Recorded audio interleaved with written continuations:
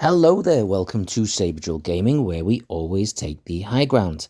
Now, recently, I was nominated by the fantastic RetroCrisis to do a 10 gaming questions challenge. This was originally the brainchild of Gold2thgaming. I'm going to make sure that both of these are linked in the comments section below. But I had a little look at it and I am a bit late to the party, so I apologise to both for my response to this being so late on. But I have finally got round to it. Big thanks, by the way, to Razor's Retro for reminding me about this. So I'm going to give you my answers to these 10 gaming questions, and afterwards I'm going to nominate a couple of people as well. Who knows, maybe they'll get round to doing it a little bit sooner than I did. But let's crack on with it. Question number 1. What sort of games do you like to play? Well, this is kind of a tricky one to answer. I have been playing video games since the late 80s, early 90s, and so I like a lot of types of games. I love platform games, I love 1v1 fighting games, I love open world games, shoot 'em ups, pretty much most types of games, really. There's very few types of games that I'm not invested in. I suppose if it's specifically about a property I'm not a big fan of. Quite a lot of turn-based action games I'm not too fond of, but even those, there's going to be some that I enjoy, so yeah, I'd say pretty much a little bit of everything. Question number 2.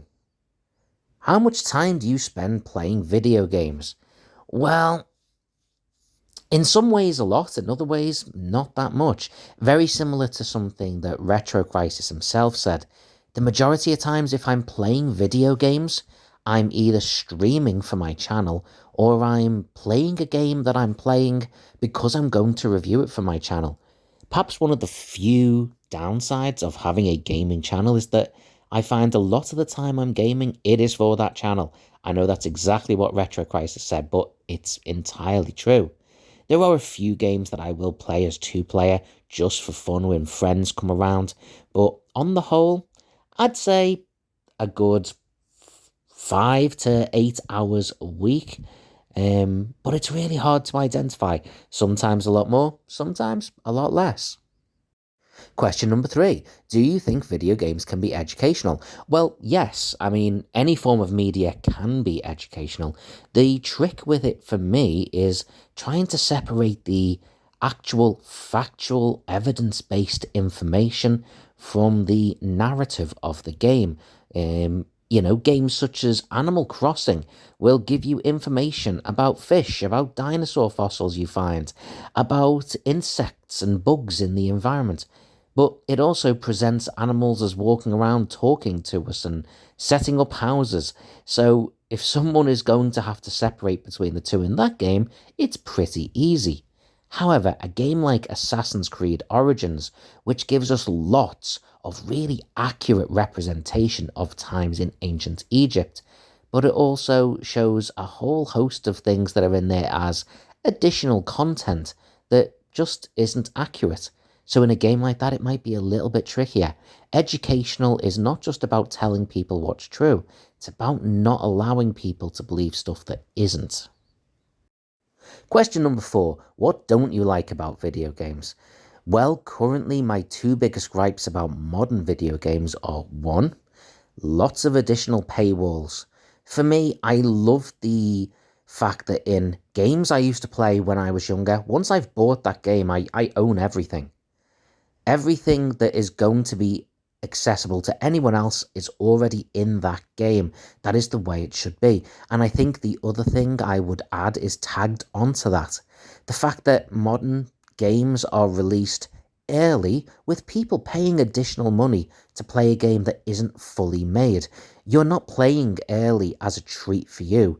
The company is literally using you to beta test their game so that you can find out all the flaws, and by the time everyone else gets to play it, they've fixed some of them.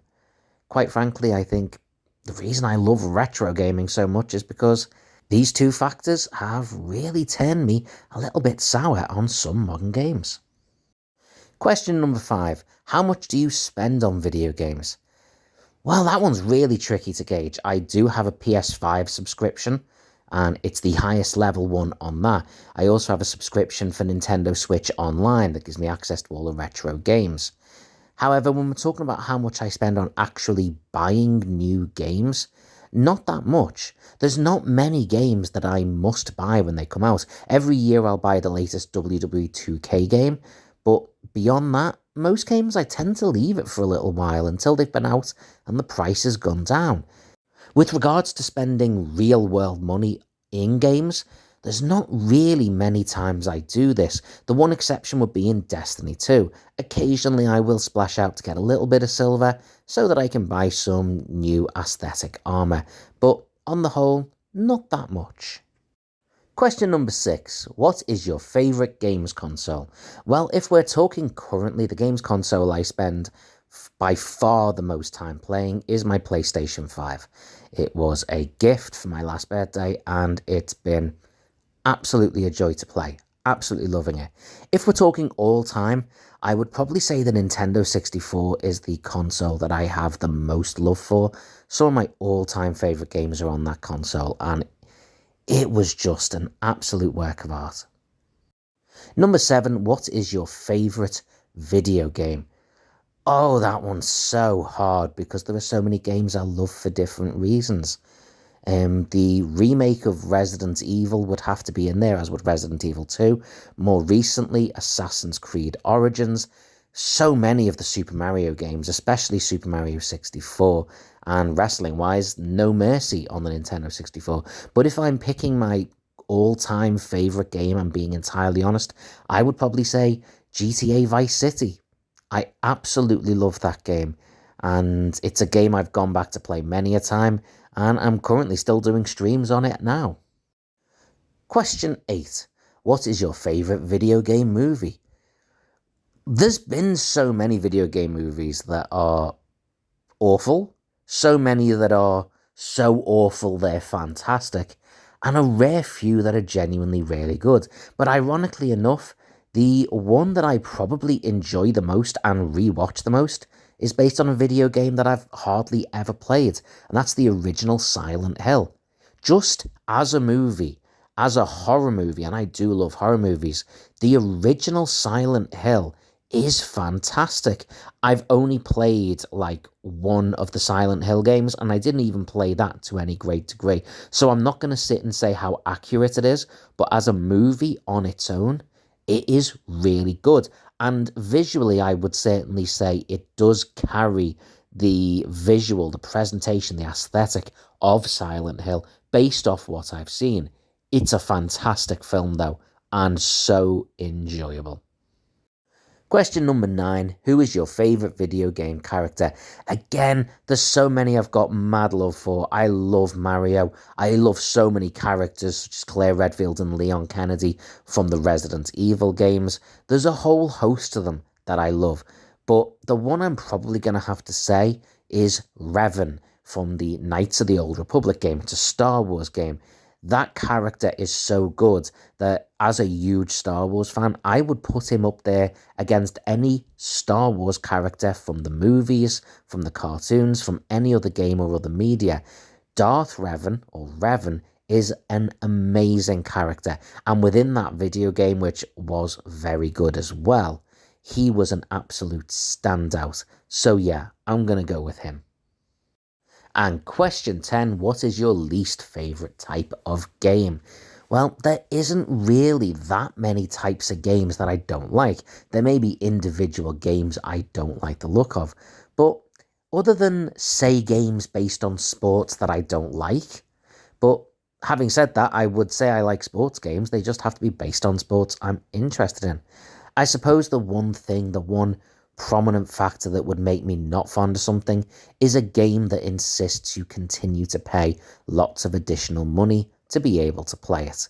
So anything that is pay to win, anything that has tons and tons of DLC that you have to pay extra for, or communities that are toxic unless you're wearing the latest DLC, skins, etc. Anything along those lines is just an instant turn off for me.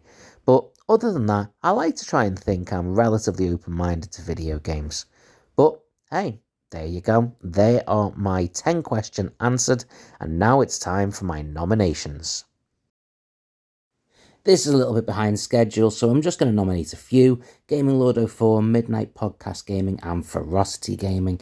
I will put links down below to their channels, hopefully prompting them and getting them involved. But again, thank you to RetroCrisis for the nomination, and until next time, take that high ground.